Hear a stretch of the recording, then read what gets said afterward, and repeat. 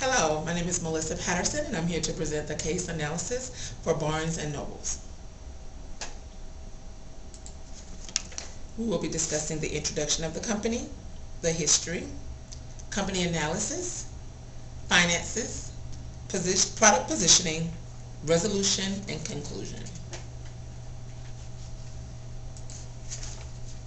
Barnes & Noble is one of the world's largest retailers of books. BarnesandNobles.com is a major retailer of ebooks, The Nook, toys, games, magazines, music, Blu-ray, and DVD products and services. This company is a retailer that offers readers over 1 million titles, and BarnesandNobles.com offers over 1 million titles in ebooks, products, and services online as well. The company is a publicly traded, wholly owned subsidiary listed on the New York Stock Exchange as BK&S. This major retailer of books also publishes some of its own merchandise sold, such as reprints, anthologies, omnibus, editions using in-house editors. They offer rare collectible books such as signed manuscripts, first editions, and out-of-print material.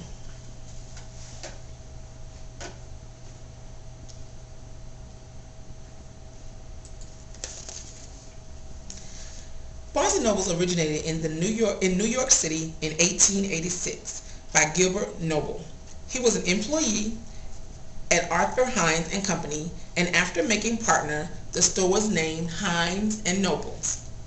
Gilbert Clifford Noble was a Harvard graduate who bought out Hines later and partnered with William Barnes, and the name was changed to Barnes & Noble in 1917.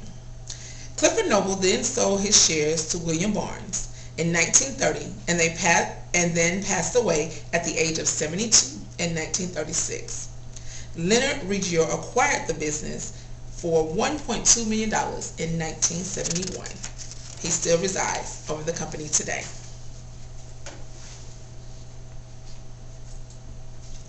Barnes & Noble is a Fortune 500 company, which makes them the world's largest retailer of books, newspapers, magazines, and online and digital merchandise. This company's stores serve Starbucks beverages, sandwiches, and scones in most of its locations. The cafes are owned by Barnes & Noble, but serve Starbucks beverages, Cheesecake Factory, and Godiva chocolatier items as well. The company's cafes pour approximately 60 million beverages, bakes more than 6 million cookies and scones, and grills 3 million sandwiches annually. This was one great move for Barnes & Noble and its revenue. The main key to their success has been their willingness to change with the times and not stick to the old-fashioned ways of conducting business. Barnes & Noble has over 650 bookstores with a retail presence in every state in the United States. Barnes & Noble is the world's leader in the book-selling retail industry.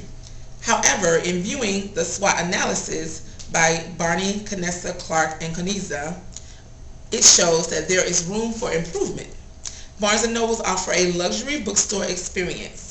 It takes a lot of money to live a luxurious life.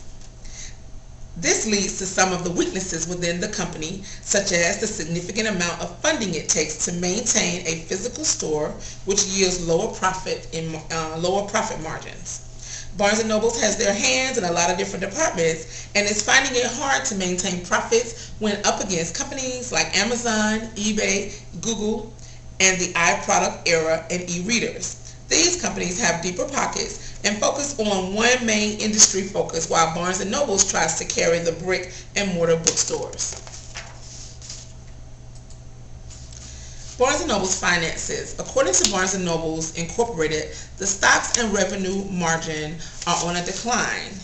Looking at their returns from 2011 to 2015, the company has been on a steady decline. If we look at 2011, we see their revenue was $6,999. 2012, they had a little bit of an increase at $7,129. 2013, $6,839. I'm sorry, billion, excuse me. 2014, 6,381,000,000, and 2015, 6,069,000,000. So that's just a small overview of how their finances are going.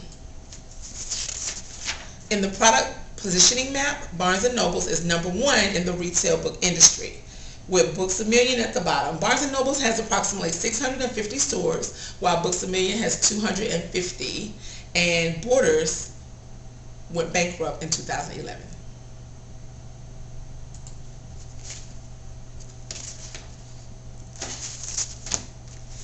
Barnes & Noble needs to move fast in making changes within the company to turn losses into profits. The company needs to consider selling some eco-friendly, go green recycled items unique to the industry. The company also needs to rent out some of its store space to help make up some of the losses in revenue in the book sales. Barnes & Noble needs to focus more on a new mission statement, which places the customers at the forefront of the business purpose. Customers and employee surveys also would help. They need to partner with Samsung for a better reading device, Nook HD. Maybe partner with Google to get a better footing in the .com industry. They could partner with other retail stores to sell the Nook e-reading device in their facilities, and the company needs to shut down or rent out some of the less profitable stores to save others, and the company has decided to separate some of its other products from the brick and mortar retail stores. Their college level is doing well and making great strides, so that is something that Barnes & Noble will continue to capitalize on. Barnes & Noble is making strides in changing, but are the changes happening fast enough to gain or remain stable in profits from this year to the next? Only time will tell. And that is the case analysis for Barnes & Noble.